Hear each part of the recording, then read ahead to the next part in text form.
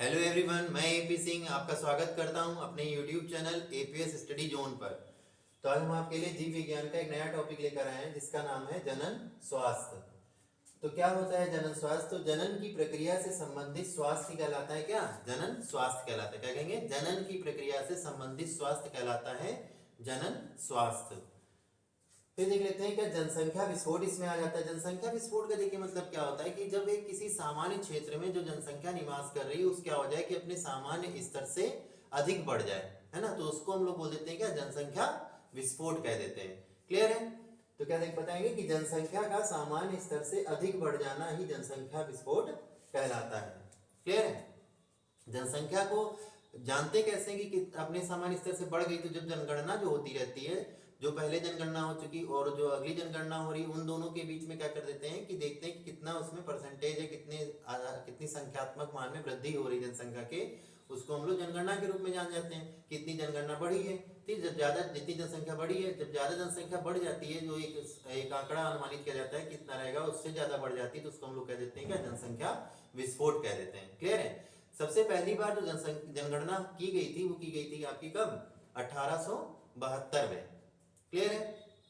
अच्छा, फिर आ जाता है कि इसके बाद जब 1881 में जनगणना की गई तो वो आपकी क्या हो गई? नियमित जनगणना हो गई। क्लियर है? तो और ये जो नियमित जनगणना थी इसके बाद से फिर हर 10 साल पे क्या होने लगा? जनगणना होना तय कर दिया गया।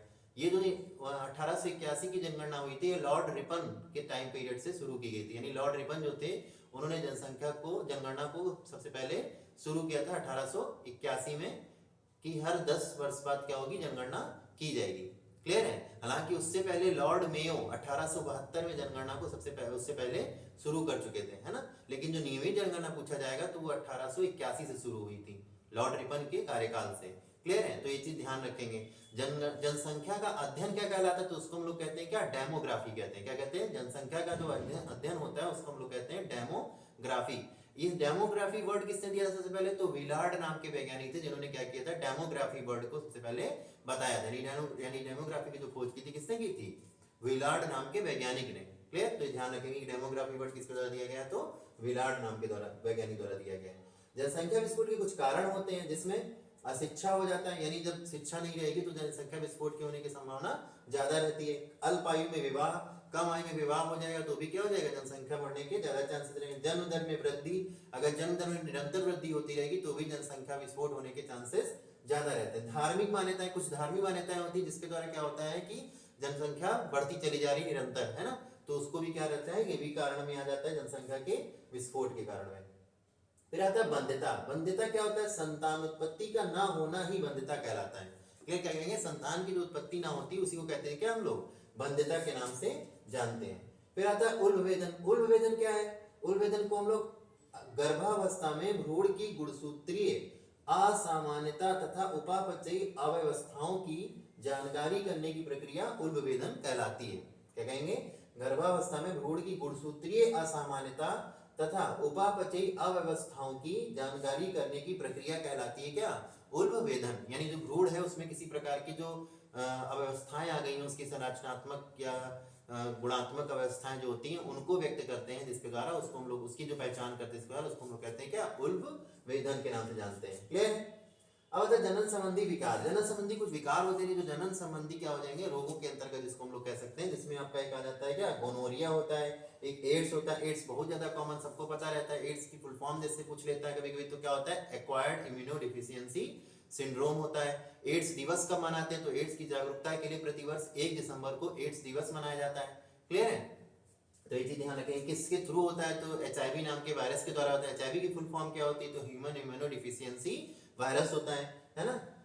अब एक चीज आता है नसबंदी। नसबंदी क्या होता है? जनन क्षमता को स्थायी रूप से बाध्य करने की प्रक्रिया ही नसबंदी कहलाती है। क्या कहेंगे? जनन क्षमता को स्थायी रूप से बाध्य करने की प्रक्रिया ही नसबंदी कहलाती है। ये दो प्रकार की होती है। कौन कौन सी? एक होती है ट्यूबेक्टोमी और एक होती है वैसेक्टोमी।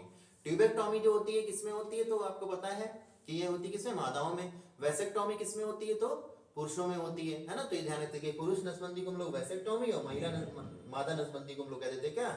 ट्यूबेक्टोमी के नाम से जानते हैं। क्लियर है? तो इस तरह से याद रख सकते हैं। फिर आ जाते हैं कुछ शॉर्ट फॉर्म मैंने आपको बताई है, ठीक है। जैसे देख सकते हैं कि आईवीएफ। आईवीएफ क्या होता है?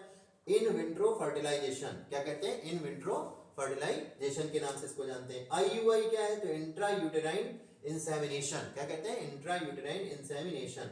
फिर आता है ICSI। ICSI के तो इंट्रा साइटोप्लाज्मिक स्पर्म इंजेक्शन।